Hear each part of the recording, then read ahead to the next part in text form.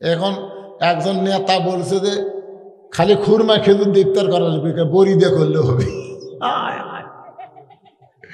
কি আছে, বড়ই দিয়ে ইফতার করেন না কেন?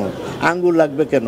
আপেল লাগবে কেন? আর কিছু নাই আমাদের দেশে? আপনারা বলেন তো, সর্বপ্রথম গভীর রাত্রে বড়ি কে খাসে? আবু জেহেল। আর আমাকে একজন আবু জেহেল মার্কা নেতা কাছে বড়ি দিয়ে ইফতার কর। আমি বলতেছি পাকের কথা। কয়টা পাক? এক নম্বর হলো শরীর পাক। শরীর পাক মানে শুধু শরীরের উপরের চামড়া পাক করলে হবে না, শরীরের ভিতরের গোস্ত পাক করা লাগবে। এই জন্যে ইবাদতের পূর্ব শর্ত হলো হালাল খাওয়া। যখন কি খাওয়া? হারামের 100 আইটেম ইফতারের চাইতে হালালের একটা খুরমা খেজুরে আলহামদুলিল্লাহ। যখন ঠিক কিনা? এখন আপনারা বলবেন, হুজুর আপনি এমন একটা জিনিসের নাম নিলেন। এখন একজন নেতা বলছে যে খালি খুরমা খেজুর দিয়ে ইফতার করা যাবে, বড়ি দিয়ে করলে হবে। আপনারা বলেন তো, সর্বপ্রথম গভীর রাত্রে বড়ি কে খাসে? আবু জেহেল। আর আমাকে একজন আবু জেহেল মার্কা নেতা কাছে বড়ি দিয়ে ইফতার কর। খেজুরের দাম বাড়া দিচ্ছে, দাম কমান যাবে না? দাম কমান যাবে না? রমজানের চাঁদ উঠলো। আমি রমজান মাসে সৌদি আরবে ছিলাম ভাই। রোজার যেই চাঁদ উঠলো, সৌদি সরকার ঘোষণা করে দিল প্রত্যেকটা নিত্য প্রয়োজনীয় জিনিসের দাম। কোরআনের মাস রমজান মাস, শুধু রমজান মাস না, কোরআনের মাস হওয়ার কারণে যার দাম ছিল 20 টাকা তার দাম 10 টাকা, যার দাম 50 টাকা তার দাম 25 টাকা। প্রত্যেকটা খাদ্যদ্রব্যের দাম অর্ধেক করে দেয়। আর বাংলাদেশের রোজার চাঁদ উঠলে সব জিনিসের দাম ডবল হয়ে যায়। জোরে কোন কথা নেই? সরকারের পুলিশগুলো কি করে? এই আলেমগুলো না ধরে যারা ব্যবসার সিন্ডিকেট করতেছে, এরকে 5 হাত বাড়ান দরকার। জোরে কোন কথা ঠিক কিনা? আমার এলাকার এক লোক গত সপ্তাহে 1 কেজি গোস্ত কিনছে 620 টাকা দিয়ে। কয় টাকা? এই সপ্তাহ জামাই আইছে, শাশুড়ি বলতেছে জামাই আসলো 2 কেজি কিনেন। তো এখন ওই 2 কেজি কিনবি, 620 টাকা হলো 2 কেজির দাম কত? 1240। ওই 1300 লেগে গেছে। 1300 লিয়ে বলতেছে ভাই 2 কেজি গোস্ত দাও। 2 কেজি গোস্ত দেওয়ার পরে 1300 টাকা দিছে। গোস্তওয়ালা বলতেছে ভাই আর 100। কই কে রে, 620 দিয়ে কিনলাম, এখন 1300 দিলাম, আমি 60 টাকা ফেরত পাবো। ওই ফেরত না দেখে আরো 100। ওই খপ করে ওর কাছে দাওয়া আছে না, যে দাও দে গোস্ত কাটে, খপ করে দাও নিছে লিয়া ওই যে খাটিয়ার উপর থেকে গোস্ত থোড়ে ওটা মারছে লাত্তি মারার কান্দর উপর তুলে কত করে খাও। তখন গোস্তলা বলতেছে আপনি যা দেবেন তাই, আপনার কাছে কোনো দাম নাই। আজকে বাংলাদেশে জালেমের জুলুম আমরা সহ্য করতেছি, জালেমদের বিরুদ্ধে কোনো আন্দোলন করতেছি না। ধরে কথা কন না কেন? কি কথা রে ভাই? রোজার মাস আসলে সব জিনিসের দাম বেশি। খালি কোরআনের ওয়াজ শুনলে হবে না, কোরআন বিজয়ের আন্দোলন করেন। রমজান মাসে কোরআনের ওসিলায় সব জিনিসের দাম কমে যাবে ইনশাআল্লাহ। ভাইরে, রমজান মাসে একটা ইবাদত করলে, নফল করলে ফরজের সওয়াব, আর তুমি নিত্য প্রয়োজনীয় জিনিসের দাম বাড়া দিচ্ছ। তুমি কত বড় পাপী! তোমাকে আল্লাহ ফেরাউনের সাথে, নমরুদের সাথে জাহান্নাম দিবে। ধরে কোন কথা ঠিক কিনা? আমি খুচরা ছোট ছোট ব্যবসায়ীদের বলতেছি না, যারা মূল জায়গায় বসে আছে। একবার পেঁয়াজের দাম বাড়লো না, পরে দেখা গেল সব হাফ কেজি খামরে, তাও গন্ডগোল করবো না। বোক খালি বলবি সুরা বেশি দে, সুরা বেশি দে। যখন পেঁয়াজের দাম বেশি হলো, পেঁয়াজের দাম যখন বেশি হলো, একটা লোক কথা কথা সবাই 1 কেজি পেঁয়াজ দে, 1 কেজি পেঁয়াজ দে। যে দাম বাড়িছে 1 পোয়া দে, 1 পোয়া দে, মানে কেজি এখন 1 পোয়া আছে। ভাইজান, আমাদের বাংলাদেশ মুসলমানের দেশ, কোরআনের দেশ, কিন্তু কোরআনের সমাজ না থাকার কারণে আজকে আমাদের এই দুরবস্থা। অতাওয়া সাওবিল হক। আমি এতক্ষণ যে কথাগুলো বললাম, এ কথাগুলোর মধ্যে হক কথা আছে না নাই? এর আবার রমজান মাসে যেটি ফ্যান সেটি যায় না আমার। জোরে কোন ঠিক কিনা? দেখবেন রমজানের প্রথম দিকে এরা আবার একটা জায়নামাজ নিবি, আতর দিয়ে জায়নামাজ নিয়ে একের পাঞ্জাবে গাওয়াত দিয়ে যেটি যেটি ফ্যান আছে ওটি ওটি ওটা যায় নামাজ দিচ্ছে। যারা সারা বছর নামাজ পড়ছে ওরা চান্স নেই। হায় হায়, ওরা সামনে কাতারে বসে গেছে। হায় হায় সর্বনাশ। প্রথম 5-7 দিন ভালোই দেখা যায়, তারপরে তখন আস্তে আস্তে ওই শালার আর নাই, আর নাই। কেরে কুটি গেল রে, নাই। আবার শেষের দিকে যায় ওরা আবার ফেরত আসে। ধরে কথা কর না কেন? আপনাদের এলাকা তো এরকম আছে, আমার এলাকার কথাই বলতেছে। হায় হায় হায়। কি মজ্জিন সাহেব, খবর ঠিক আছে? আল্লাহ, খবর ঠিক আছে। আজকে এই মসজিদের উন্নয়ন বলতে আপনারা কি বুঝতেছেন? হ্যাঁ, সমস্ত মুসল্লিরা ধনী, সব মানুষ এই গ্রামের ধনী। মসজিদ এরকম থাকবে কেন? আপনারা বলতেছেন মসজিদ আমরা জাপানি টাইল দিয়ে মুড়ে দেবো, সেই রকম সাইজ করবো, মডেল মসজিদ বানাবো। খালি মডেল মসজিদ হলে হবে না, মডেল মুসল্লি হওয়া লাগবে। জোরে কোন কথা ঠিক কিনা? মডেল মুসল্লি বোঝেন? আল্লাহ রাসূল, আল্লাহ রাসূল আসরে নামাজ ইমামতি করবেন। হযরত বেলাল আকামত দিচ্ছেন, এমন সময় রাসূল তাকায় দেখে ডান পাশে একজন সাহাবী তখনও বসে আছে। বেলাল যখন বলে কদ কামাতিস সালাহ, কদ কামাতিস সালাহ, এরপরেও ওই সাহাবী বসে আছেন। আল্লাহ রাসূল বললেন কুমু লিল্লাহি কানিতিন। সাহাবী রে, মুয়াজ্জিন আযান দেয়, তুমি নামাজের জন্য দাঁড়াও, তুমি বসে আছো কেন? সাহাবী কান্দার বলে রাসূলুল্লাহ, আমি দাঁড়াবার চাই, কিন্তু 3 দিন হলে না খাওয়ার কারণে আমার দেহ এত দুর্বল হয়ে গেছে, আমি দাঁড়াবার চাই কিন্তু আমার মাথা চক্কর দিয়ে ওঠে। আল্লাহ রাসূল বললেন ওসমান, নামাজ যখন শেষ হবে তোমার এই ভাইটাকে তুমি এমন খাবার দিবা আর যেন না খেয়ে থাকা না লাগে। বাজান, আল্লাহ রাসূল বললেন আজকে তুমি বসে নামাজ পড়ো, নামাজ শেষ হওয়ার পরে ওসমানের কাছে যাবা, ওসমান এমন দাওয়া দিবে তোমার আর না খেয়ে থাকা লাগবে না। সাহাবী কান্দের বলে রাসূলুল্লাহ, আমি বসে নামাজ পড়লে কি হবে? আমার ঈমান বলতেছি ইয়াকা নাবুদু ওয়া ইয়াকা নাস্তাইন, আমি যে আল্লাহর ইবাদত করি সে আল্লাহ আমাকে সাহায্য করবে। যতক্ষণ পর্যন্ত আমার ঈমান বলবে আল্লাহ সাহায্য করবে, আমি না খাইয়া মরে যাব, কিন্তু আমি আল্লাহ বাদ দিয়া ওসমানের কাছে যাবার পারবো না। জোরে বলেন সুবহানাল্লাহ। একমাত্র নামাজই পারে মানুষকে আল্লাহর সঙ্গে বান্দার সম্পর্ক করে দিতে। আল্লাহ রাসূল বলেন তোমরা যখন কবরে যাবে, কবরে যাওয়ার পরে প্রথম প্রশ্ন করা হবে মান রব্বুকা, তোমার রবকে। প্রথম প্রশ্ন হবে মান রব্বুকা, তোমার রবকে। সঙ্গে সঙ্গে আপনার নামাজ আপনার পক্ষে দাঁড়িয়ে যাবে।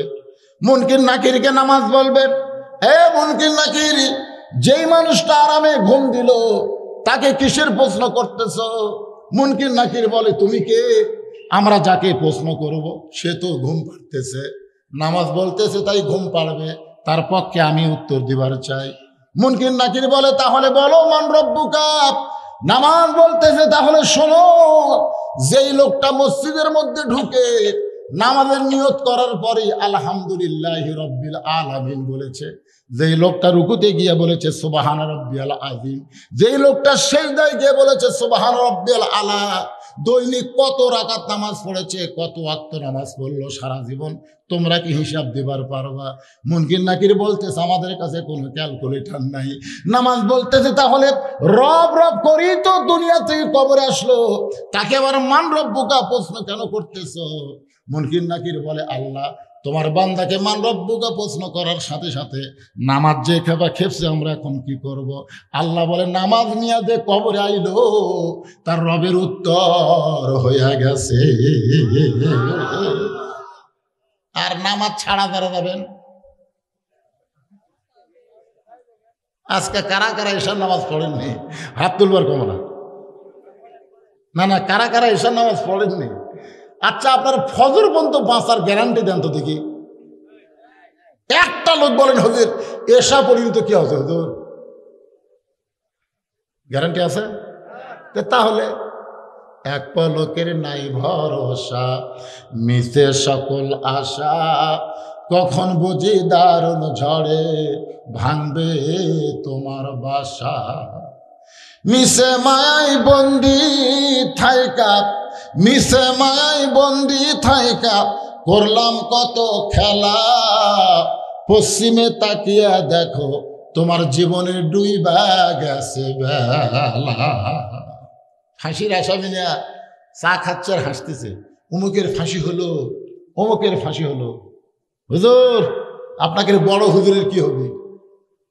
বড় হুজুর মানে বুঝতেছেন না?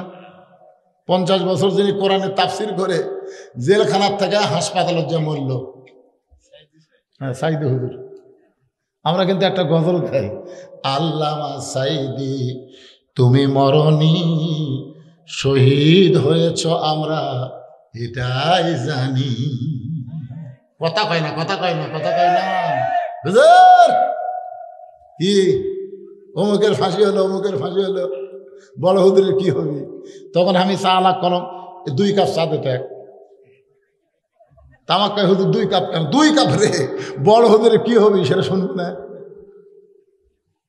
আমি কইলাম পাগলা, ফাঁসি যাদের হবে, তুই যে ফাঁসির আসামি নিয়ে টেনশন করতেছিস তাদের কিন্তু তারিখ আছে, যে অমুক তারিখে ফাঁসি হবে। তারিখ আছে, কথা কন, তারিখ আছে না নাই? আপনি বলেন যার তারিখ আছে সে কি সাইজ হয় না বেসাইজ হয়? এই যে ই শিকদার, এরশাদ শিকদার, এই যে কত বড় খারাপ, তিনি যায় দেখো নামাজত খাড়া হয়ে আছে, জানেন? কারণ এরশাদ শিকদার জানে কিছুক্ষণ পর আমার ফাঁসি হবে রে, আমি তো বহু পাপ করছি। ওই যখন ফাঁসির দড়ি গলার দিচ্ছে তখন লা ইলাহা ইল্লাল্লাহ বলতেছে। দেখেন এরশাদ শিকদারের মতন একটা পাপী ফাঁসির তারিখ জানার পরেও ওই সাইজ হয়ে আর ফাঁসি হলো। কথা কন না কেন? আর যারা আমরা মরবো, এ R15 খালি সেই রকম করে হুন্ডা ফেলা, ট্রাকের সাথে বাজে গেছে, পরের এক বাস মারা দিছে। আল্লাহ কর টাইম পাসা। তাহলে চিন্তা করে দেখেন, ফাঁসির আসামির তারিখ আছে, মরার আসামির কোনো তারিখ নেই। আমার সামনে যত লোক আপনারা বসে আছেন, আপনারা কিসের আসামি? মরার। জোরে বলেন কিসের আসামি? যে কোনো সময় যদি আমাদের মৃত্যু হয়, তাহলে যারা এশার নামাজ পড়েন নাই, মাগরিবের নামাজ পড়েন নাই, এখন ফজরের নামাজ পড়বেন না চিন্তা করতেছেন, আজকে আপনারা তওবা করেন। হুজুর যতদিন নামাজ পড়ি নাই, আজকে ফজর থেকে আমরা নামাজ নিয়ত করলাম। আল্লাহ কয় বান্দারে আমি রহমান রহিম, তুমি যত নামাজ পড়ো নাই তো কি হয়েছে, ফজর থেকে নামাজ পড়বা নিয়ত করার সাথে সাথে আমি আল্লাহ তোমার জীবনের নামাজ না পড়ার সব গুনাহ মাফ করে দিলাম। এখন ফজর থেকে কারা কারা ফজর থেকে নামাজ পড়বেন? 2 হাত তোলা, আল্লাহকে একটু দেখান তো দেখি। একে একে হাত তোলেনি দেখেন তো। আরে যারা পড়েন তারা তো সবাই হাত তোলেন, টান টান দেখি। লিল্লাহে তাকবীর, হাত নামান। ভাইজান মসজিদের সবচাইতে উন্নয়ন হলো আজকে, ফজর থেকে সব নামাজ পড়বে। আগামীকাল থেকে তারাবি শুরু হবে, রমজান মাস আসতেছে। আল্লাহ যারাই দান করবে ফজর থেকে নামাজ শুরু করে 30টা রোজা আল্লাহ তাদের থাকার তৌফিক দাও, জোরে করো আমিন। ওয়াতাওয়াসাউ বিল হক ওয়াতাওয়াসাউ বিস সবর। আমি আমিলুস সালিহার উপর আলোচনা করলাম। পুরুষের জন্য হলো নামাজ, নারীদের জন্য হলো পর্দা। এখন 3 নম্বর বিষয় হলো ওয়াতাওয়াসাউ বিল হক। হক কথা বলতে হবে। আপনার উঠা বসা শুরু করলেন কেন? দানের কথা শুনলে যদি উঠে যান, আপনি বিশ্বাস করেন আপনি ঈমান নিয়ে কবরে যাওয়ার পারবেন না। কারণ দানটাই হলো আখিরাত। জোরে কোন ঠিক কিনা? আপনারা যে দান করতেছেন, যে মসজিদে 2 রাকাত নামাজ পড়ে একটা ওমরা হজের সওয়াব পাইছে, সুবহানাল্লাহ, সে মসজিদের নাম হলো মসজিদে কুবা। এই জায়গাটা আল্লাহ রাসূলের খুব পছন্দ হলো। আল্লাহ রাসূল মদিনার আনসারদের বললেন, এই জায়গাটা আমার খুব পছন্দ, এই জায়গার মালিককে। তো বললো, হুজুর জায়গার মালিক তো কিছুদিন আগে মারা গেছে, এখন 2 এতিম পৈতৃক সূত্রে এই জায়গার মালিক হয়ে গেছে। আল্লাহ রাসূল ওই 2 এতিম বাচ্চাকে ডাক দিলেন, ডাক দিয়ে বললেন, বাজান এই জায়গা আমার খুব পছন্দ, এই জায়গার বিনিময়ে তোমরা কি চাও? এতিম 2 বাচ্চা বললেন, হুজুর আপনি যে জায়গা পছন্দ করলেন, আপনি কি করবেন? তো বলে আমি আল্লাহর ঘর মসজিদ বানাবো। দুই এতিম বলল বিনিময়ে আমরা জান্নাত চাই, আমরা কোনো অর্থ চাই না, আমরা জান্নাত চাই। সুবহানাল্লাহ বলেন। সঙ্গে সঙ্গে আল্লাহ রাসূল বললেন যে আল্লাহর ঘর তৈরি করে, আল্লাহর ঘরে জায়গা দেয়, আল্লাহর ঘরে টাকা দেয়, আল্লাহর ঘরে সিমেন্ট দেয়, আল্লাহ তাকে হাসরের ময়দানে জান্নাতে একটা ঘর দিয়ে দেয়। জোরে কোন সুবহানাল্লাহ। আজকে রাত বেশি জায়গা যাবে না রে, কাল থেকে তারাবি ধরা লাগবে। জোরে কোন ঠিক কি না? শরীরকে সাইজ করেন, রোজা রাখার জন্য আল্লাহ সকলের শরীরকে সুস্থ করে দেখ। জোরে কোন আমিন। হ্যাঁ, বড় দিন, বুঝতেছেন না?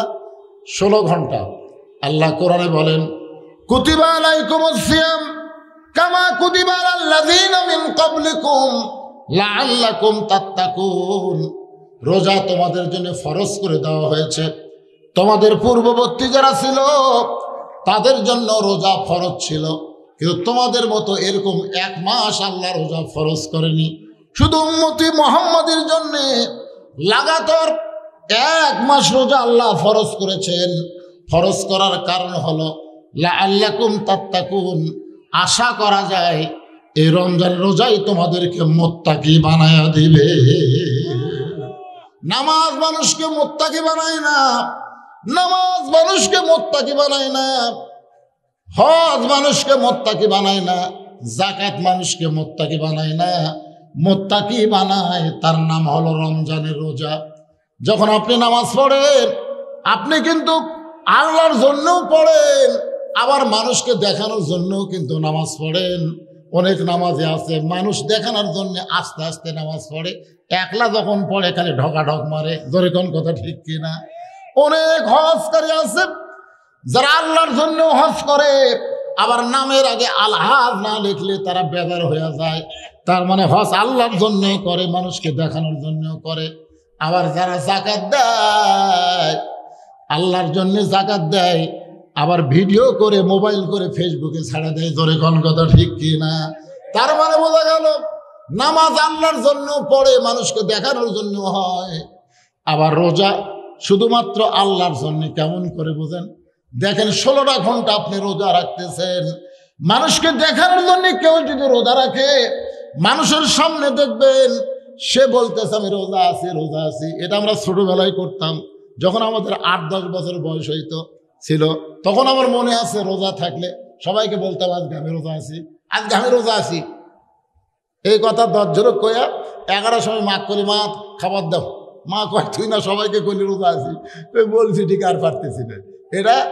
কিন্তু বর্তমানে যারা 16 ঘন্টা রোজা থাকে, দুপুরবেলা যখন গোসলখানায় গোসল করতে যায়, আপনারা বলেন তো দরজা জানলা বন্ধ, গোসলখানা তো জানলা নাই, দরজা বন্ধ করে দিলেন, বন্ধ করার পরে ঠান্ডা পানি আপনার মাথায় ঢালতেছেন, ওই পানি কিন্তু নাকের উপর দিয়া, মুখের উপর দিয়া, বুকের উপর দিয়ে পানি পড়তেছে।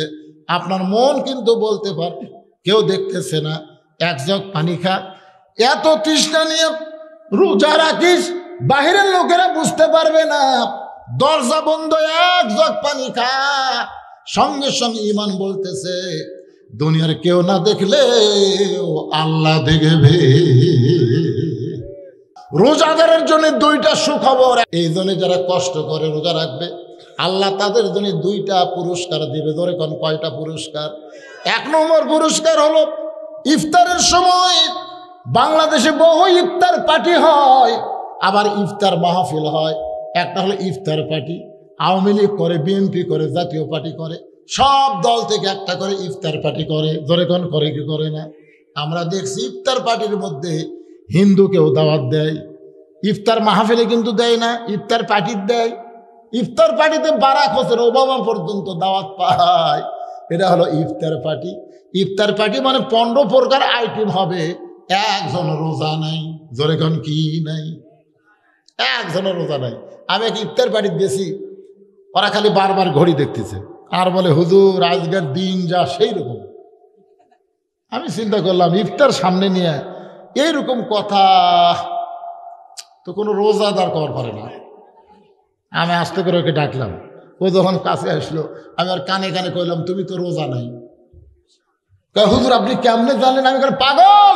রোজাদারের জন্য 2টা সুখবর। একটা হলো ইফতারের সময়, ইফতার যখন সামনে আসে প্রত্যেকটা রোজাদারের কলিজায় জান্নাতে একটা শান্তি আসে। ধরে কোন কথা ঠিক কিনা? মুখের সামনে জগ ভরা পানি, গিলাস ভরা শরবত। গরিব মানুষ হলেও তো মুড়ি মাখা আছে রে। রোজার মধ্যে কিন্তু সবচাইতে বোন্দে দিয়ে বুট দিয়ে মুড়ি মাখা 1 নম্বর। ধরে কোন কথা ঠিক কিনা? যত আইটেমের ইফতার দেখ, আমার সামনে মুড়ি মাখা দেওয়াই লাগবে। এখন মুড়ি মাখা থুইয়া বারবার ঘড়ি দেখতেছে। ফেরেশতা বলে, মাবুদ তোমারে কোনোদিন দেখে নাই, কোনোদিন তোমার বান্দা তোমারে দেখলো না, তোমার জান্নাত দেখলো না, এরপরেও বারবার ঘড়ি দেখে, কলিজা তৃষ্ণায় ছটফট করতেছে, মুখের সামনে খাবার আছে। আল্লাহ বলে, ফেরেশতা সাক্ষী থাক, ইফতার সামনে নিয়ে বারবার ঘড়ি দেখে সময় না হওয়া পর্যন্ত যারা রোজা ভাঙ্গে না, আমি আল্লাহ তাদেরকে জান্নাত নামক রায়হান নামক একটা দরজা দিয়া আমি আল্লাহ তাদেরকে জান্নাতে ঢুকাবো।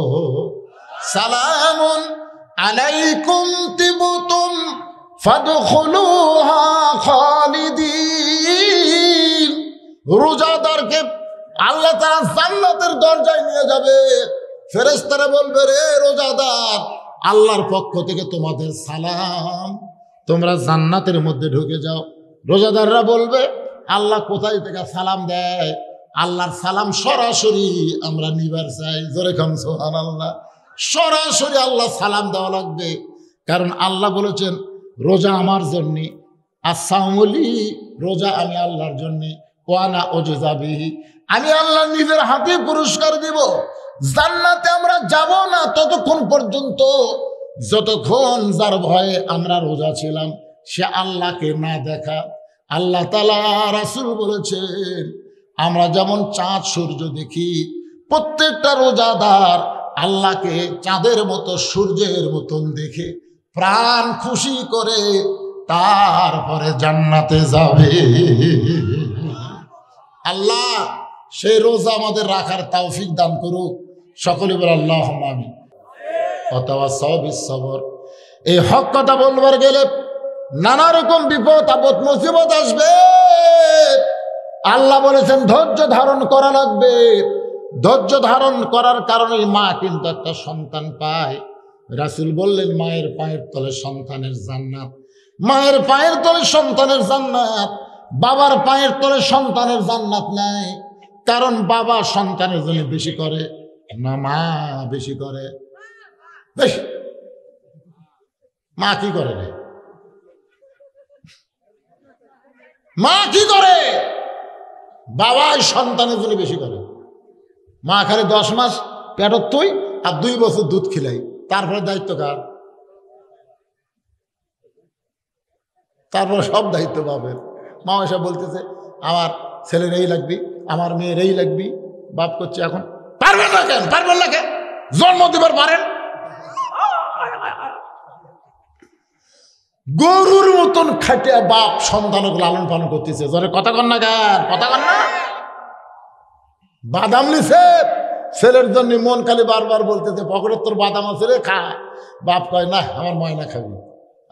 বাড়িতে ছেলে দেয়, ছেলে যখন খায়, মেয়ে যখন খায়, বাবা দূরে দাঁড়ায় দেখে, চোখটা পানি বের করে বলে, আল্লাহ, আমার সন্তান খায়, ওই খাওয়াটা যেন আমারই খাওয়া হয়ে যায়। এজন্য সকলে বলেন বাবার মতন, সবাই বলেন বাবার মতন আপন বন্ধু নাই রে দুনিয়া। নিজে না খাইয়া বাবা, নিজে না খাইয়া বাবা সন্তানকে খাওয়ায়, বাবার মতন আপন বন্ধু নাই রে দুনিয়ায়। তারপরও মায়ের পায়ের তলে সন্তানের জান্নাত। কারণ কি? কারণ হলো ওয়াতাওয়াসাউ বিস-সবর। দেখবেন যে মা কোনোদিন বাচ্চা হয় নাই, এবার প্রথম বাচ্চা হবে, কোনোদিন বাচ্চা হয়নি, বাচ্চা হওয়ার ঠেলা বোঝে না, খালি মা হবার চাই। ওরে বাবারে, আমার বউরে কইছিলাম বাচ্চা হওয়ার সময়, আমরা তো জানি বাচ্চা নিজ দিয়ে বার হয়, বেদনা কোন দিকে হয়। আর বউ কয় কলজা কামড়া ধরে, কলজা, মরে যাব, বিষ খাবো, গলা দড়ি দিব। দাদি রানী দৌড়ে এসে ঘরে মত তুলে কয়, কি করছ তুমি? এই পাগলি কি কর? কিসের গলার দড়ি দিবি, কিসের মরবি? সত ঠান্ডা পানির মধ্যে নরম কাপড় চুবলায়া কপালের উপর দিয়া বলে ধৈর্য ধর, ধৈর্য ধর, তোর পায়ের তলে সন্তানের জান্নাত, তুই মা হবি। এইরকম অধৈর্য হলে মা কেমনে হবি? অনেক কিছু দাদি নানি বোঝানোর পরে মাকে ধৈর্য ধরায়। ধাইমা যখন বাচ্চা বের করতেছে, এত কষ্ট মায়ের সহ্য করবার না পারা, দাঁতের উপর দাঁত দিয়ে ধৈর্য ধরে এক সময় মা বেহুশ হয়ে পড়ে যায়। সন্তান প্যা প্যা করে কান্দে, দুনিয়াবাসীকে জানান দিল আমি দুনিয়াতে চলে আসলাম। গোসল করার পরে ওই সন্তানকে যখন মায়ের বুকের উপরে রাখে, সন্তানের দেহের পরশে মায়ের হুঁশ ফিরে আসে। মা তখন বাচ্চাকে বুকের মধ্যে নিয়ে ওই বাচ্চার মুখে কপালে একটা চুমা খায়। দাদি নানি তিরস্কার করে বলে, এরই জন্য গলার দড়ি দিবার চাইলি, এর জন্য বিষ খাবার চাইলি, এর লাত্তি মাইরা ফাইলা দে। মা তখন বলে, দাদি গো, এই কলিজার টুকরার পরও যখন বুকের ওপর পাইছি, ওর লাল মুখে চুমা দেওয়ার সঙ্গে সঙ্গে আমি সব কষ্ট ভুলে গিয়েছি। আজকে আমাদের বাংলাদেশে আল্লাহর কোরআনের হক কথা বলার কারণে মামুনুল হকের মতন মানুষকে জেলখানায় যাওয়া লাগতেছে। কোরআনের হক কথা বলার কারণে অনেক মানুষকে দুনিয়া থেকে বিদায় নেওয়া লাগতেছে। এই কোরআনের হক কথা বলার কারণে নানা রকম নির্যাতন চলতেছে। এত নির্যাতন, এত কষ্ট সহ্য ততদিন পর্যন্ত আমাদেরকে করা লাগবে। মার যতদিন বাচ্চা না হয়েছে, মা যেমন কষ্ট সহ্য করেছে, আমাদের কষ্ট সেই দিন ফুরে যাবে যেদিন কোরআন বিজয় লাভ করে বাংলার জমিনে কলেমার পতাকা পথ পথ করে উঠবে। ওই দৃশ্য দেখার সঙ্গে সঙ্গে আমাদের সব কষ্ট ভুলে যাব। অতঃসবর, ততদিন পর্যন্ত আমাদের ধৈর্য ধরার দরকার আছে না নাই? আজকে ফিলিস্তিনের মুসলমানেরা ধৈর্য ধারণ করতেছে। আল্লাহ, তুমি ইচ্ছা করলে আবাবিল পাখি দিয়া কাবা ঘর তুমি হেফাজত করলে, তুমি তো আবার আবাবিল পাখি দিয়া বাইতুল মুকাদ্দাস হেফাজত করতে পারো, কিন্তু তুমি আবাবিল পাখি না দিয়া ফিলিস্তিনের মাসুম বাচ্চার জীবন নিচ্ছ। আল্লাহ কয়, বান্দা বান্দি শোন, মরা তো লাগবেই রে, মরা তো লাগবেই, কিন্তু যারা আমার ঘরের জন্য জীবন দিল, আমি আল্লাহ ঘোষণা করে দিলাম, ওয়ালা তাকুলু লিমান ইউকতালু ফি সাবিলিল্লাহি আমওয়াতুন বাল আহইয়াউ ওয়ালাকিন লা তাশউরুন। পুরুষ মানুষের জন্য এক নম্বর হলো নামাজ। পর্দার অন্তরালে আমার যে সমস্ত মা বোনেরা বসে আছেন, তাদের জন্য এক নম্বর কিন্তু নামাজ না। আল্লাহ নবী ফাতেমার সামনে গিয়ে বললেন, ফাতেমা, তুমি কখনোই মনে করবা না তোমার বাবা আল্লাহর নবী বলে তুমি জান্নাতি। নবী তার মেয়েকে বলতেছে, তোমার বাবা আল্লাহর নবী বলে তুমি জান্নাতি, এটা কখনো মনে করবা না। আজকে এমপির ছেলের মশান কি? আমার বাপ কি এমপি, মন্ত্রীর ছেলের তো আরো মশান। বর্তমানে সবচাইতে দুর্নীতি কারা করতেছে দেখবেন, এমপি করতেছে না, এমপির ভাই করতেছে, মন্ত্রী করতেছে না, মন্ত্রীর বেটা করতেছে। যখন কথা ঠিক না। আর আমাদের নবী খালি নবী না, গোটা বিশ্বের সবচাইতে বড় নেতা। যখন কথা ঠিক না। আমার নেতা, তোমার নেতা বিশ্ব নবী মোস্তফা। এই যে আমরা দরুদ পড়লাম, দরুদের মধ্যে বললাম সাইয়েদেনা। সাইয়েদেনা মানে কি? আমাদের নেতা, বিশ্বের সর্বশ্রেষ্ঠ নেতা। তার মেয়েকে বলতেছে, ফাতেমা, তুমি কখনোই মনে করবা না তোমার বাবা বিশ্ব নবী বলে আল্লাহ তোমাকে জান্নাত দিবে। ফাতেমা বলতেছে, বাবা, আমি এতদিন মনে করতাম আমার বাবা বিশ্ব নবী, আমার বাবা কোটি কোটি মানুষকে সুপারিশ করে জান্নাতে নিয়ে যাবে, আর আমি তার মেয়ে হওয়ার পরে আমার আবার কি খবর? রাসূল বলে, ফাতেমা, জান্নাতে যদি যাবার চাও তাহলে জান্নাতের আমল করে তোমাকে জান্নাতে যেতে হবে। ফাতেমা বলতেছে, বাবা, জান্নাতে যাওয়ার আমল কি? আল্লাহ রাসূল বললেন, মাত্র 4টা আমল। আমার মায়েদের জন্য বলতেছে, মা, ওয়ামিলুস সলিহা, সূরা আসরের 2 নম্বর অংশ, একটু মনোযোগ দিয়ে শুনবেন। 1 নম্বর, মেয়েদের জন্য 1 নম্বর আমল হচ্ছে নামাজ। দেখবেন অনেক মেয়েরা এই রোজার মাসে রোজা থাকে কিন্তু নামাজ ঠিক মতো পড়ে না, এরকম মেয়েরা আছে না নাই? আর আমাদের কিছু মেয়েরা আছে তাদের স্বামী আবার ওই সেই রকম খারাপ, যার কারণে রোজা থাকেও তরকারি চাকে। আমি দেখছি আমার এক সম্পর্কে ভাবি রোজা থাকে এরকম, আমি বললাম ভাবি এই রোজা থেকে জিবের দিয়ে এরকম করতেছেন কেন? তোর ভাই এতই খারাপ ভাই, খাবার বসে যদি ইফতারের সময় একটু লবণ বেশি হয় কম হয় তাহলেই একেবারে থালি ফেলে দিবে, মানে রোজা থাকবার চায় না, বুঝলেন? বউ জোর করে রোজা রাখায় আর ইফতারের যায় খালি ভুল ধরে। এখন বউ কি করবি? এই জন্যে রোজা থাকা ওটা চাকে, আছে না নাই? দরকার আছে না নাই? আপনারা বলেন তো, যে বউ রোজা থেকে ইফতারি পাক করে, তরকারি পাক করে, খাবার পাক করে আপনার সামনে দেয়, সেই বইয়ের যদি সামান্য ত্রুটি হয় আপনার রাগ করা যাবে? আল্লাহ রাসূলের সামনে মা আয়েশা 2টা তরকারি দিল, রাসূল 2 তরকারি চাইকে দেখলেন একটা থেকে লবণও নাই ঝালও নাই। আল্লাহ রাসূল বলেন এই 2 তরকারির মধ্যে এটা আমার খুব পছন্দ হয়েছে, আমি এটা একাই খাবো। মা আয়েশা খুব খুশি। রাসূল যখন খাওয়া শেষ করলেন, মা আয়েশা চিন্তা করতেছে এতই স্বাদ হলো, এটা সবই খেলো, সামান্য একটু লাগে আছে, আঙ্গুল দিয়ে মুখে দিয়ে দেখে ওরে বাবারে লবণও নাই ঝালও নাই। ইয়া রাসূলুল্লাহ, হুজুর এই তরকারি আপনি কেমনে খাইলেন? আল্লাহ নবী বলেন আয়েশা, অন্য কেউ যদি তরকারি খাইতো তোমার দুর্নাম হতো, তুমি কষ্ট পাইতা।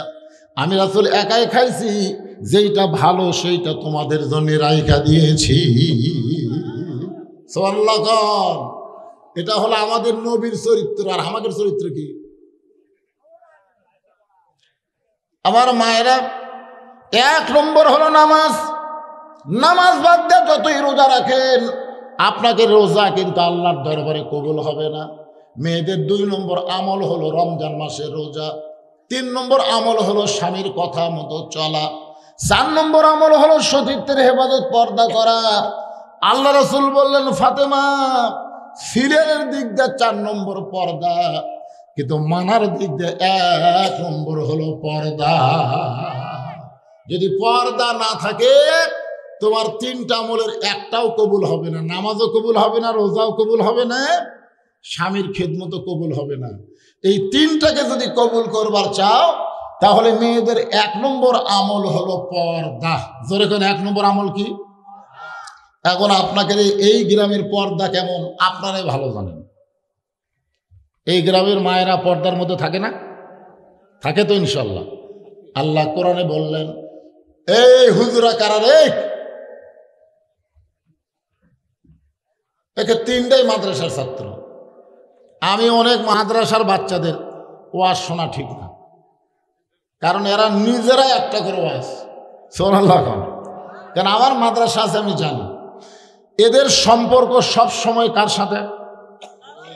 আপনারা বলেন তো, এটা যদি কোনো ছাত্র ধরবার চায়, এই মাদ্রাসার বাচ্চারা যদি এটা ধরবার চায়, এটা ধরবার গেলে কি হয়ে ধরা লাগে জানেন না? লা ইয়ামাসসুহু ইল্লাল মুতাহহারুন। এই যে এই 4টা আবার এরা আবার আলাদা।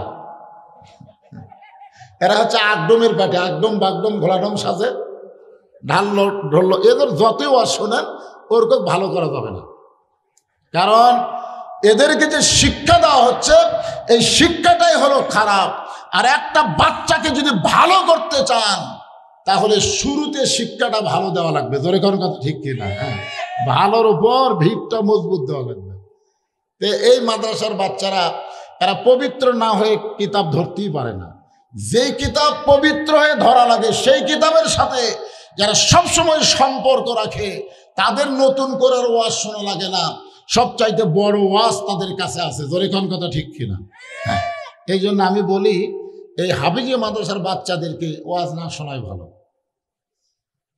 তো ওরা এসেছিল চলে গেছে যাক, কিন্তু প্রাইমারিগুলো শোনা লাগবে। এরকে এমন একটা শিক্ষা শুরু হচ্ছে, আইরে আয় দিয়ে নায়ে ভরা দিয়ে না লেগেল বোয়াল মাছে তাই না দেখা বদর নাছে। আপনারা বলেন তো এই কথাগুলোর মধ্যে একটা কথা সত্যি আছে? প্রত্যেকটা মাসুম বাচ্চাকে এই মিথ্যা শিক্ষা দেওয়া হচ্ছে। আপনারা বলেন তো, আমাদের জাতির পিতা হযরত ইব্রাহিম নাম শুনছেন? ওনাকে যখন চড়কের উপরে বসে রাখছে, নিচে নমরুদের আগুনের চুলা দাউ দাউ করে জ্বলতেছে, এমন সময় তার বাবা আজও রশি ধরে টানতেছে। আল্লাহ ফেরেশতা জিবরাইলকে পাঠালেন।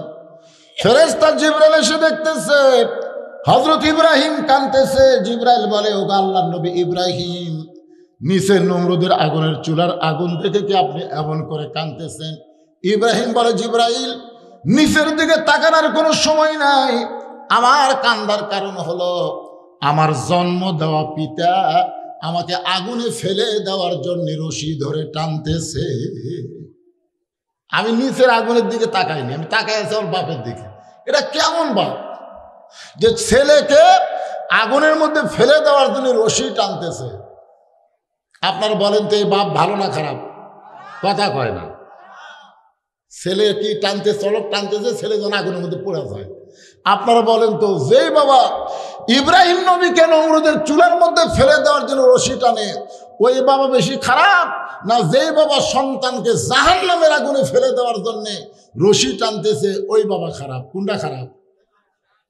বর্তমানে যারা সন্তানকে প্রাইমারি ভর্তি করে দিচ্ছে, এরা হল নিজে ইচ্ছা করেই তার সন্তানকে জাহান্নামের মধ্যে ফেলে দেওয়ার পানি তারা করতেছে। জোরে কোন কথা ঠিক কি কথা কন না কে? আপনার কি হুঁশ নাই? হ্যাঁ, যখন করোনা শুরু হয়েছিল তখন সব হাফেজি মাদ্রাসা খোলা, সব প্রাইমারি বন্ধ। আপনার তো তখনই একটা বুদ্ধি নেওয়া দরকার যে করোনার সময় হাফেজি মাদ্রাসা খোলা, প্রাইমারি বন্ধ কেন? হাসানুল হক ইনু প্রধানমন্ত্রীকে বলল যে প্রাইমারির বাচ্চারাও ছোট, হাফেজি মাদ্রাসার বাচ্চারাও ছোট, তো করোনা যদি ধরে সবাইকে ধরবে, তা আপনি প্রাইমারি বন্ধ করে দিলেন, হাফেজি মাদ্রাসা খোলার অনুমতি দিলেন কেন? প্রধানমন্ত্রী তখন বলল, ইনু সাহেব, প্রাইমারি হলো নাপাক আর হাফেজি মাদ্রাসা হলো পাক। জোরে খান সুবহানাল্লাহ। ওদের ওসিলায় ওদের কোরআন তেলাওয়াতের ওসিলায় আল্লাহ হয়তো করোনা থেকে বাংলাদেশকে হেফাজত করবে। যে ঘনবসতি বাংলাদেশ, করোনা যদি ঘনবসতি বাংলাদেশকে ধরতো তাহলে লক্ষ লক্ষ মানুষ মারা যেত। জোরে কার কথা ঠিক কিনা? শুধুমাত্র এই কোরআনের ওসিলায় করোনা নামক গজব থেকে আল্লাহ আমাদের বাংলাদেশকে হেফাজত করছে। জোরে কান সুবহানাল্লাহ। একটু মনোযোগ দিয়ে শুনবেন।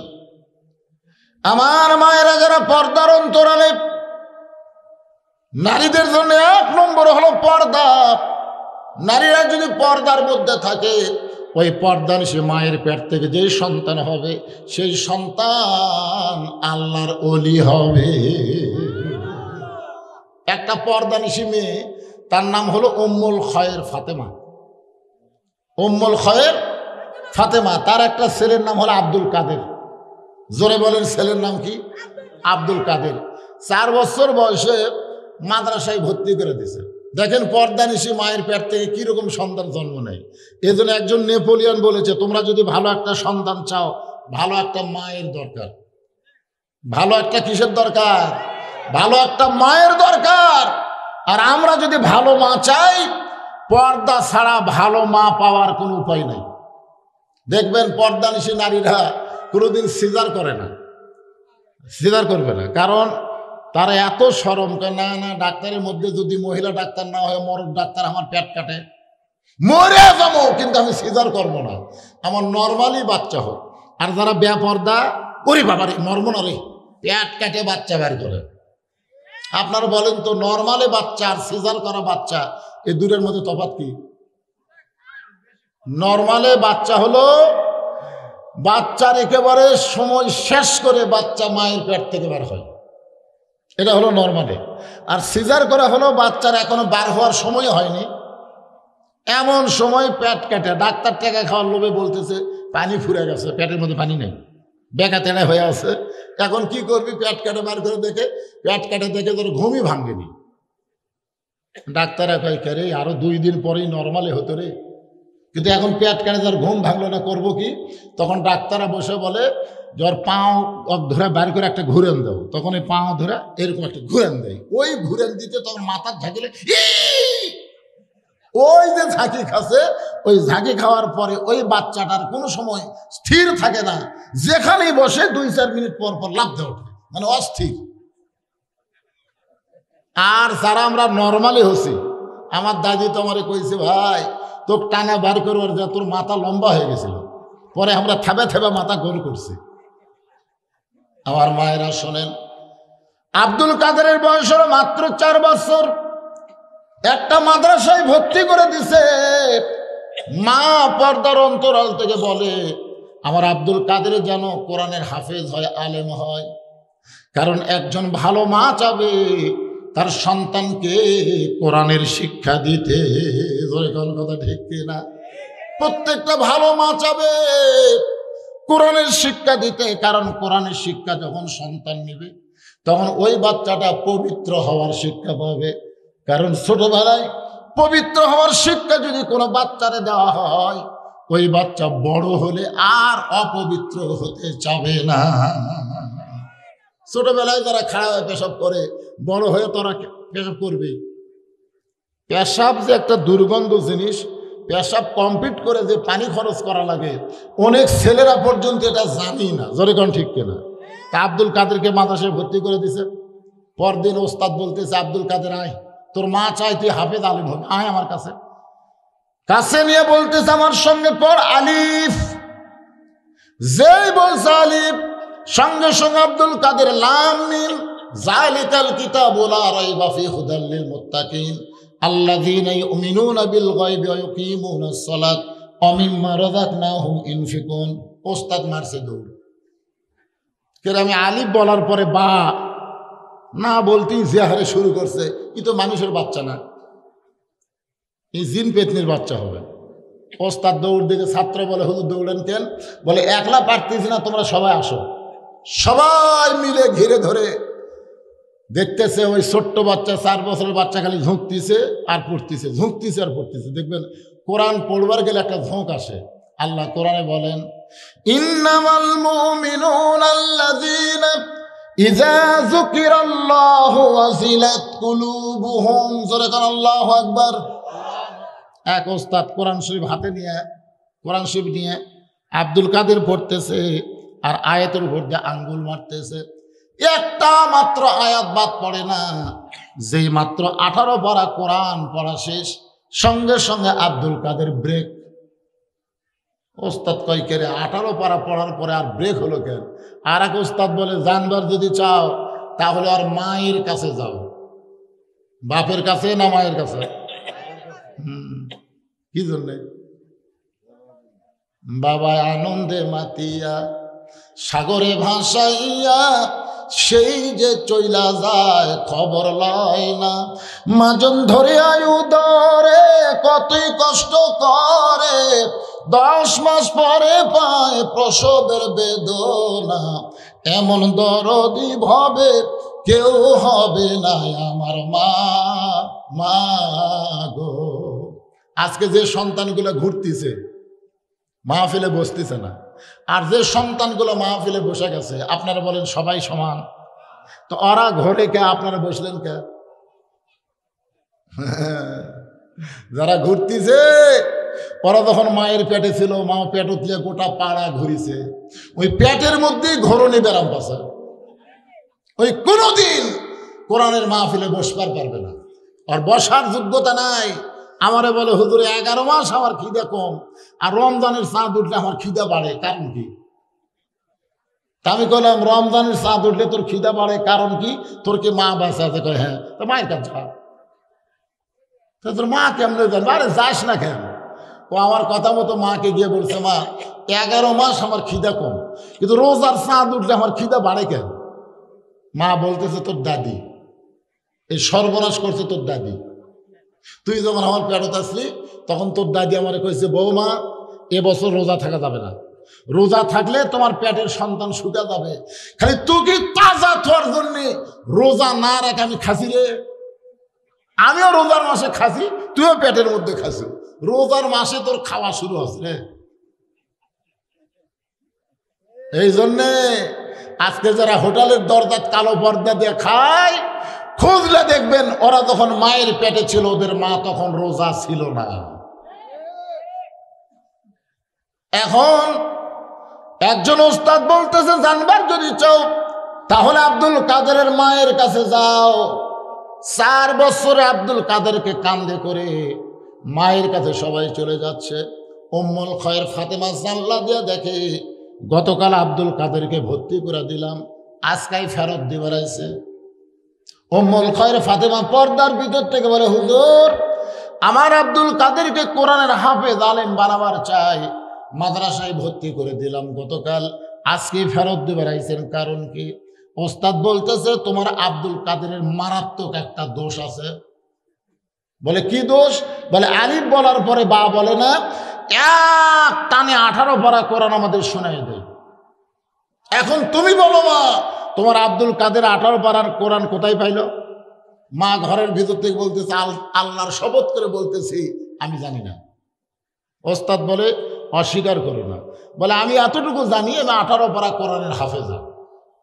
আব্দুল কাদের যখন আমার পেটে ছিল, কারণ সন্তান যখন পেটে আসে তখন আল্লাহ মায়ের মাসিক ব্যারাম বন্ধ করে দেয়। সুবহানাল্লাহ বলেন। মায়েদের যারা যুবতী পেটে যখন বাচ্চা আসে, ওই সকল যুবতী মায়েদের প্রতি মাসে 3 দিন 5 দিন 7 দিন একটা করে অসুখ হয় কি হয় না? আপনার বলেন তো এই অসুখ হলে নামাজ পড়া যাবে, রোজা করা যাবে? কিন্তু সন্তান পেটে আসার সাথে সাথে আল্লাহ তাআলা এই মাসিক ব্যারাম বন্ধ করে দেয়। কেন দেয়? যে সন্তান পেটে থাকা অবস্থায় মার ইবাদতের যেন কোনো কমতি না হয়। আব্দুল কাদেরের মা বলতেছে, আমি আব্দুল কাদের পেটে আসার পরে 5 ওয়াক্ত নামাজ আদায় করেছি। আব্দুল কাদের পেটে থাকার সময় আমার ইবাদতের কোনো কমতি হয় নাই, সব সময় কোরআন তেলাওয়াত করেছি। আব্দুল কাদের যখন দুনিয়াতে ভূমিষ্ঠ হলো, আমার সন্তান কান্দে, আমি বাবা তো কয়া কান্না থামাইনি, আমি আল্লাহর কোরআন তেলাওয়াত করে করে আব্দুল কাদেরের কান্না থামাইছি। আব্দুল কাদের যখন আমার স্তনের দুগ্ধ পান করত, আমি কোরআন তেলাওয়াত করতাম। আব্দুল কাদের যখন বিছনায় ঘুমাবার যাইতো, আমি 1 পারা কোরআন না শোনাইলে আমার আব্দুল কাদের কোনোদিন ঘুমাইতো না। 1 পারা কোরআন শুনাইলে তারপরে চোখ বন্ধ করে। আর আমাকে রে মা দেখে কিরণমালা, সন্তানও দেখতেছে, জোরেগণ ঠিক কিনা? অনেক মায়েরা সন্তানকে কোলত নিয়ে স্টার জলসা জি বাংলা দেখে।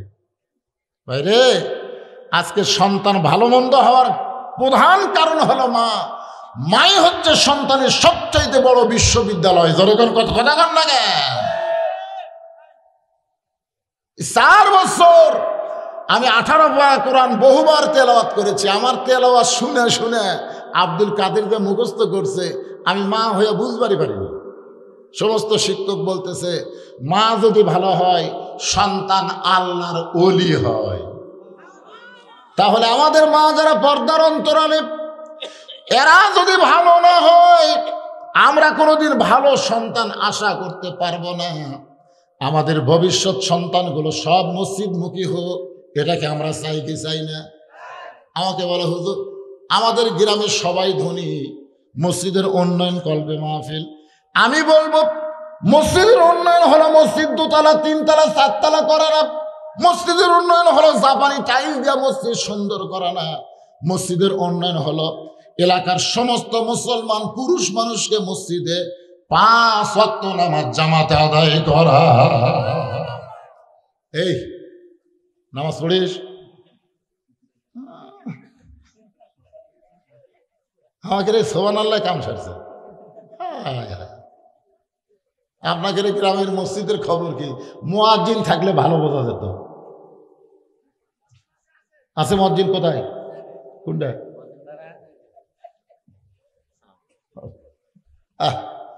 আল্লাহ রাসূল বসেন, বাবা বসেন। আল্লাহ রাসূল বেলালকে বলতে আয় তো আমার কাছে আয়। তো বেলাল বলে হুজুর আমি আপনার কাছে আয়। বেলাল যে নবীর কাছে গেছে, আল্লাহ রাসূল বলতেছে, বেলাল তুই না আমার চাইতে আধ হাত খাটো। হযরত বেলাল কয়, হুজুর আপনি হলেন ইমাম, আমি মুয়াজ্জিন। আপনি আধ হাত লম্বা, আমি আধ হাত খাটো। আল্লাহ রাসূল বলে, দুনিয়াতে খাটো রে, কিন্তু হাসরের ময়দানে তুই আমার চাইতে 1.5 হাত লম্বা। বেলাল কয়, হুজুর কি কন? কোথায় আপনি আর কোথায় আমি?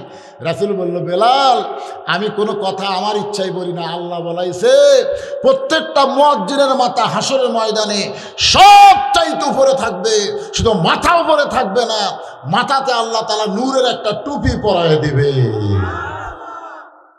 আপনারা বলেন তো, আর সালাতু খায়রুম মিনান নাওম শোনার পরে আপনারা ঘুম থেকে চেতন পান, কিন্তু মুয়াজ্জিনকে চেতন করে কে? তাহলে প্রত্যেকটা মুয়াজ্জিনের নাম হলো আল্লাহ।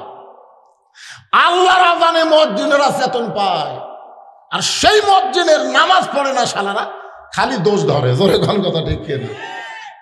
আমার এলাকায় এক বুড়া সারা জীবন শয়তানি করছে, বুঝলেন? এই বুড়া বয়সে ভালো হয়েছে, ভালো হয়ে ওই আজান দেওয়ার আগেই মসজিদে আসে। এমন ভালো হওয়া হচ্ছে যে আজান দেওয়ার আগেই মসজিদে আসে। মুয়াজ্জিনে খুব ভয় যে বুড়া তো সামান্য কিছু দেখলি মুসল্লির সামনে বলে দিবি, কারণ যে ব্যক্তি যৌবন বয়সে খারাপ, বুড়া বয়সে ভালো হয়, ওই জীবনেও ভালো হওয়া পারবি না। কারণ ভালো হওয়ার একটা বয়স আছে না নাই? শেষ বয়সে ভালো মানে কি? আমরা ঢিল, আল্লাহর সাথে মিল। আসলে সে পুরোপুরি ভালো হয়নি। তো ওই বুড়াটা একদিন ফজরের আগে আসা দেখে মুয়াজ্জিন আজান দিল, আজান দিয়ে যা গোসল করলো। বুড়া কয়, কে রে, আজান দিয়ে যা গোসল করলো? পরের দিন আবার আগে আসা দেখে মুয়াজ্জিন ফজরে আজান দিল, আজান দেওয়ার পরে যা গোসল করলো। বুড়া কয়, তুই নাপাক অবস্থায় আজান দিস, তারপরে গোসল করিস, এটা তো কেউ জানে না। কারণ জানবে কেন? আজান দেওয়ার পরে মুসল্লি আসে। জোরে কোন কথা ঠিক কিনা? কিন্তু বুড়া তো আগে আসে। মুয়াজ্জিন ধরা গেছে। ফজরের নামাজ শেষ করার পরে মুরব্বি দাঁড়ায় বলতেছে, ভাই, এই মুয়াজ্জিনের বিরুদ্ধে আমার রিপোর্ট আছে। সব মুসল্লি বলে, মুরব্বি তুমি তো নামাজই পড়ো না, বুড়া বয়সে নামাজ ধরে আবার কি রিপোর্ট? বলে, মারাত্মক রিপোর্ট। এই মুয়াজ্জিন ফজরে আজান দেওয়ার পরে গোসল করে, আমি 3 দিন দেখছি। সব মুসল্লি কয়, নাউজুবিল্লাহ নাউজুবিল্লাহ, আজান দিয়ে দেয় গোসল করে। সমস্ত মুসল্লি বলে, মুয়াজ্জিন আজান দেওয়ার পরে গোসল করেন। মুয়াজ্জিন কান্দার বলে, আমি আপনাদের সামনে বলবার চাচ্ছিলাম না, কিন্তু এই শয়তানের কারণে বলা লাগবে। মুয়াজ্জিন বলতেছে, আমি আপনাদের সামনে বলবার চাচ্ছিলাম না, কিন্তু এই বুড়া শয়তানের কারণে বলা লাগবে। সবাই কয়, বুড়া শয়তান মানে? বুড়াই তো দেখছে। কয় না, আপনারা জানেন না, আমাকে মাসে বেতন দেন 3,500। 3,500 টাকা দিয়ে আমার 1 সপ্তাহ যায়, তাহলে বাকি 3 সপ্তাহ কি দিয়ে চলবে? কম। এই জন্য এশার নামাজ পড়ার পরে আমি গুদাম দেখতেছেন না, পাশে গুদাম, ওই 3 গুদামে আমি কুলির চাকরি করি। এশা থেকে ফজরের আজানের আগ পর্যন্ত আমি বস্তা ভরাই, সেই বস্তাগুলা ওই গুদামের মধ্যে লোড করি। এইগুলা লোড করবার যে আমার শরীরে ওই বস্তার ময়লা ভরে গাও ঘামে যায়, ওই ঘামা গায়ে এই শালা বুড়ার জন্য ভয়ে আজান দেয় যে সামান্য সময় কম বেশি হলে তুই রিপোর্ট করবি। এই জন্য আর ভয়ে আজান দিয়ে, আজান দেওয়ার পরে তারপরে আমি যা গোসল করি। সমস্ত মুসল্লি কামদার বলে, রে আই বুড়া রে। আজকে মুয়াজ্জিন বলতে পারবে মসজিদ বড় করার দরকার আছে না নাই? খালি জুমার দিনে মুসল্লি দেখলে হবে না, 5 ওয়াক্ত নামাজে মুসল্লি হওয়া লাগবে। জোরে কোন কথা ঠিক কিনা? কথা কন। হ্যাঁ, দোতলা করতেছে। কি জন্য দোতলা? এত মুসল্লি হুজুর, আটে না। তো ফজরের খবর কি? এক কাতারে হয় না। জোহরের খবর কি? কই সব নওয়াগা গেছে। আসরের খবর কি? হাট বাজার করতেছে। মাগরিবের খবর কি? কই ফেরত আসছে, এখনো ঠকেনি। এশার খবর কি? কই ফজরও যায়, এশাও তাই। তো মসজিদের মধ্যে কয় কাতার? কয় 11 কাতার। এখন পর্যন্ত 1 কাতারই মুসল্লি হয় না, তাহলে দোতলা করবা কেন? তখন বলতেছে, ওই যে জুমার দিন সবার শেষে আসা আগে যায়, ওই শালাকের জন্যই দোতলা করা লাগতেছে। জুমার দিনে সবার শেষে আসা আগে যায়, এরা কিন্তু মুসল্লি না। এদেরকে আল্লাহ কোরআনে বলেছেন, ফাওয়াইলুল লিল মুসাল্লিন। এরা নামাজ নিয়ে আল্লাহর সঙ্গে মশকরা করে, এরা নামাজ পড়তে আসে না। দেখবেন জুমার দিনে সবার শেষে আসা, আবার আগে বের হয়ে যায়। গোটা সপ্তাহ আর এদেরকে মসজিদে দেখা যায় না। আল্লাহ আমাদের সকলকে কবুল করুক। সবচাইতে বড় দোয়া, ভাই যারা দাঁড়িয়ে আছেন সবাই বসেন। খুব এমন একটা সময় আপনাদের মাহফিল, আগামীকাল থেকে তারাবি, তারপর দিন থেকে রোজা। এই জন্য সবাই বসেন, আমরা প্রাণ খুলে দোয়া করব গোটা বিশ্বের মুসলমান এবং আমাদের জন্য, মসজিদের জন্য, যারা দান করছে করবে সকলের জন্য, যারা মসজিদের জায়গা দিয়ে জমি দিয়ে দুনিয়া থেকে চলে গেছে সবার জন্য দোয়া হবে। সবাই বসেন, যারা দাঁড়িয়ে আছেন সবাই বসো বাবা, সবাই বসো, সবাই বসো, সবাই ইস্তেগফার পড়েন। আস্তাগফিরুল্লাহ আল্লাযী লা ইলাহা ইল্লা হুয়াল হাইয়ুল কাইয়্যুম ওয়া আতুবু ইলাইহি। আল্লাহুম্মা সাল্লি আলা সাইয়্যিদিনা শাফিনা নাবিয়িনা মাওলানা মুহাম্মদ ওয়া আলা আলিহি ওয়া সাহাবিহি ওয়া বারাকা সাল্লিম। আমার জন্য আমি একটু আপনাদের কাছে দোয়া চাই। আমি খুবই অসুস্থ, রক্তের প্লাটিলেট কমে গেছে, গোটা দেহ ঘা হয়ে গেছে, গলার সুর শক্তিটাও একটু হঠাৎ কমে গেছে। আপনারা একটু আমার জন্য দোয়া করবেন। আল্লাহ যদি চায় তাহলে কোরআনের ময়দানে আরো কিছুদিন রাখুক, যদি আল্লাহ চায়। আর যদি না চায়, আল্লাহ অন্তত সুস্থতার সাথে আল্লাহ যেন কিছুদিন হায়াত দারাজ করে। এই দোয়াটা আপনাদের কাছে আমি চাই। আপনারা কি করবেন না ভাই? সবাই দোয়া করে, আমিও সবার জন্য দোয়া করব। আল্লাহ সবাইকে যেন কবুল করে। মনোনীত করে দিন। আল্লাহুম্মা আমিন। আল্লাহুম্মা আনতাস সালাম ওয়া মিনকাস সালাম, তাবারাকতা ইয়া যাল জালালি ওয়াল ইকরাম। আয় আল্লাহ তাআলা, বনগা নামাপাড়া জামে মসজিদকে কেন্দ্র করে আজকের এই জান্নাতের বাগান, এই বেহেশতের টুকরা যারা লাগাইলো টাকা পয়সা খরচ করে, আল্লাহ তাদের সকলকেই তুমি জান্নাতে কবুল করে নাও। আল্লাহ, এই মাহফিলের শুরু থেকে শেষ পর্যন্ত যত আলোচনা হয়েছে, আল্লাহ এর মধ্যে যদি ত্রুটি হয়, ভুল হয়, মাফ করে দাও। এর হাদিয়া মঞ্জুর করো। সোনার মদিনায় নবী পাকের রওজা মুবারকে আল্লাহ তুমি কবুল করে নাও। तमाम अंबियाए केराम, असहाबे केराम, ताबिनी केराम, तबा ताबिनी केराम, तमाम पृथिवीर माटिर निचे যত মুমিন মুমিনা আছে আল্লাহ সকলে আর ওয়াফরে হাদিয়া কবুল করো। আমরা যারা হাত তুলেছি, আমাদের জনম দুঃখনী মা যাদের কবরে গেছে, ছোট্ট একটা শব্দ হলো মা।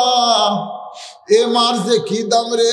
মা বাঁচা থাকলে সন্তান বুঝবার পারে না, মা যখন মারা যায় তখন সন্তান বুঝে রে মায়ের মতন আপন কেহ নাই রে দুনিয়ায়।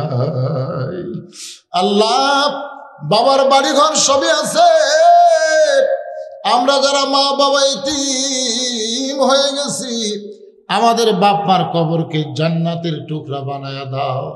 আমাদের দাদা দাদি নানা নানি আত্মীয় স্বজন শ্বশুর শাশুড়ি যাদের কবরে গেছে আল্লাহ কবরবাসীদের মাফ করে দাও। আল্লাহ, বনগা নামাপাড়ার মসজিদে যারা দান করলো নগদে বাকিতে, আর যারা দান করবে আল্লাহ সকলের দানগুলোকে জান্নাতের বিনিময় হিসাবে কবুল করে নাও। আজকের মাহফিলের সম্মানিত সভাপতি, আজকের মাহফিলের প্রধান অতিথি, আজকের মাহফিলের বিশেষ অতিথি, মসজিদ কমিটির সম্মানিত সভাপতি, আল্লাহ মসজিদ কমিটির সেক্রেটারি কেশিয়ার, মসজিদের সহসভাপতি, মসজিদের খতিব, ইমাম, মুয়াজ্জিন, মুসল্লি, আল্লাহ সকলকে তুমি কবুল করো। এত বড় মসজিদ যারা শুরু করে দিয়েছে মাবুদ আল্লাহ গো, অনেকে বিদেশে থাকে, আল্লাহ তাদের মনটা গলায় দিও, মসজিদের ব্যাপারে তারা যেন সর্বাত্মক সহযোগিতা করে। আল্লাহ, গোটা বিশ্বের মুসলমানকে হেফাজত করো। আল্লাহ গো, পবিত্র রমজান মাস আসতেছে, এই রমজান মাসের ওসিলায় ফিলিস্তিনের মুসলমানকে তুমি হেফাজত করো। ছোট ছোট বাচ্চারা গাছের পাতা খাচ্ছে, ঘাস খাচ্ছে। আল্লাহ, রমজানের ওসিলায় তুমি ফিলিস্তিনের মুসলমানকে হেফাজত করো। আল্লাহ আমরা বাংলাদেশে মসজিদের উন্নয়ন করতেছি, মসজিদ তৈরি করতেছি, আর তোমার বাইতুল মুকাদ্দাসে ফিলিস্তিন মুসলমান নামাজ পড়তে পারতেছে না। আল্লাহ গো, তুমি আব্রাহা বাদশাকে যদি পাখি দিয়া ধ্বংস করতে পারো, পৃথিবীর মানচিত্র থেকে ইহুদিদেরকে তুমি ধ্বংস করে দাও। আল্লাহ তুমি কোরআনে বলেছো তাব্বাত ইয়াদা আবি লাহাব ওয়া তাব, আবুল আহাবের ধ্বংস যদি তুমি চাও, যারা তোমার ঘরকে নাফাক করে তাদের ধ্বংস তোমার কাছে কামনা করি। আল্লাহ আমার মা বোনেরা পর্দার অন্তরে বসে ওয়াজ শুনে চাবেদা সালিয়া পর্দার যে কবুল করো। মা বোনেরা সারা মাস ইফতারি তৈরি করবে, সেহেরি পাক করে দেবে। আল্লাহ মা বোনদের হাতে বরকত দিও। আমরা যারা এখানে বসে ওয়াজ শুনলাম, হাত তুলে মোনাজাত করতেছি ফজর থেকে, বাকি জীবন 5 ওয়াক্ত নামাজ, রমজান মাসে রোজা সুন্দরভাবে আদায় করার তৌফিক দিয়ে দাও। আল্লাহ আমাদের মধ্যে আমি সহ যারা অসুস্থ আছি, আল্লাহ সুস্থতার নিয়ামত দান করো। চেয়ারম্যান সাহেব এসেছেন, আল্লাহ জনগণের খেদমত করার জন্য যেমন শারীরিক শক্তি দরকার, যেমন যোগ্যতা দরকার, এমন শারীরিক সুস্থতা চেয়ারম্যান সাহেবকে দান করে দাও। আল্লাহ কে কোন নিয়ত করে হাত তুলেছে, আল্লাহ সকলের নিয়ত